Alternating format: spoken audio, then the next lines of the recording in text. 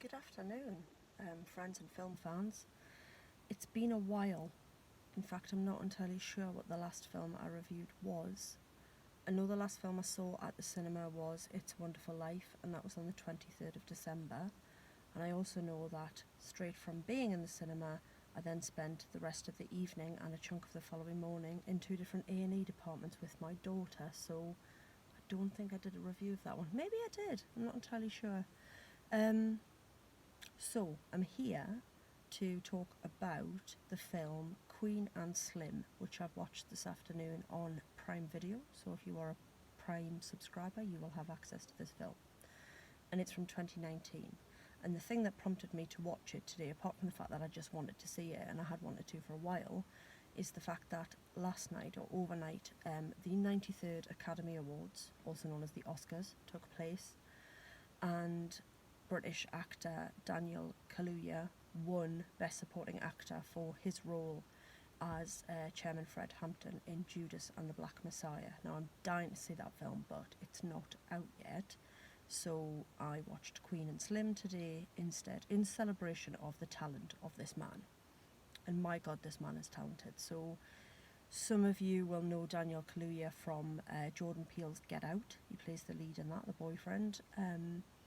If you're more mainstream, you'll know him as, I want to say, Wakabi, is that his name? In Black Panther and in the MCU generally. Yeah, he's an astounding talent, which has been very much recognised this awards season. I don't think this is the first thing he's won for Judas and the Black Messiah. And Queen and Slim is about two people on a fairly forgettable, uneventful first date. So they've matched on Tinder.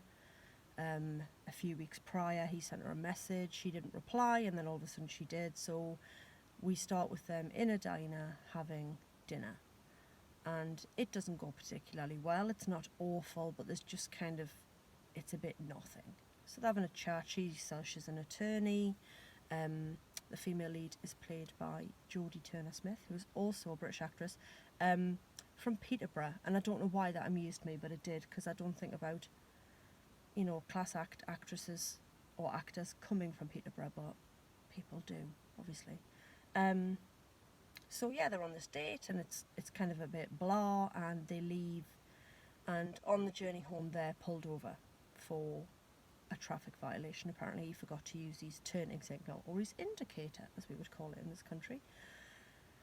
And the cop is white, and it all gets out of control quite quickly. And it's not their fault.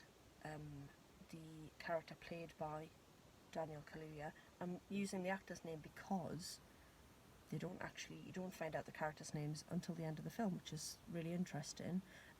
They end up with the nicknames Queen and Slim. So Slim, Daniel Kaluuya, is very much doing as the cop asks. He's not being, difficult. He's kind of a little bit thrown as to why he's being put through this, or that, the obvious thing is it's because he's black. But he's going along with it all, and it all gets out of hand when he asks the cop if they can hurry the process up, because it's Ohio and it's cold, and it's really cold, it's snowy, and then the cop just goes berserk. And this isn't spoilers, this was in the trailer, and it's literally the first 5 minutes of the film, is that it all gets out of hand. She gets out of the car, Queen, if you like, gets out of the car to shout at the cop. She says she's going to record the arrest because it's unlawful, and she says, I'm an attorney, I'm reaching for my cell phone. She's very clear about what her intentions are, and the cop fires his gun and the bullet grazes her. That leads to a struggle between him and the guy, and then he ends up shooting the cop in self-defense, but with the cop's gun. That's your premise, that's what the film's about. That happens. It shouldn't have happened. He probably shouldn't have been pulled over. He certainly shouldn't have been put through the roadside interrogation that he is for forgetting to indicate. And then they're in this situation whereby there's a dead cop, she's got a bullet grazed to her leg, and they have to run away because they know that they're not coming back from this. There's no way they can defend this. There's no way that they will, as far as they're concerned, the law will not be on their side because they're black and the cop's white and the cop's dead and they're alive. So they run. and the film is about them on the run and the people who helped them along the way and how they evade capture.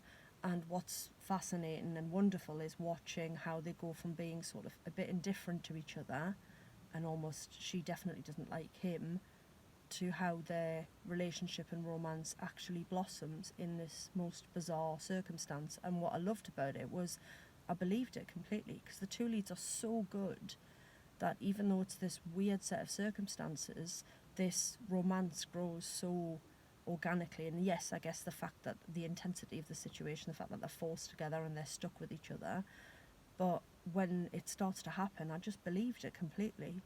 There's some great supporting performances along the way, and yeah, just sort of support for them gathers, and the body cam footage of the fight goes online, goes viral, so loads of people have seen it, but a lot of black communities sort of use it as a springboard to rise up and to say, we've had enough of this. And obviously the parallels between what happened last summer with the George Floyd murder, and I can now call it a murder, it always was, but Derek Chauvin's now been convicted of murdering George Floyd, and that obviously sparked a global movement. It brought Black Lives Matter to prominence. So there's real parallels, even though Queen and Slim came out in towards the end of 2019.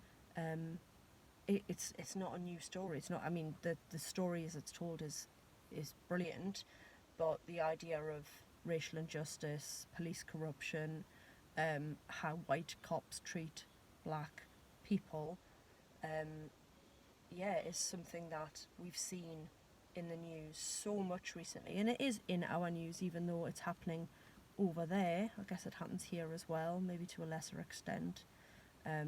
We don't tend to get the problems with police pulling their weapons on people quite with the same ferocity as they do in the States, although obviously we do have armed police now, whereas obviously we didn't used to.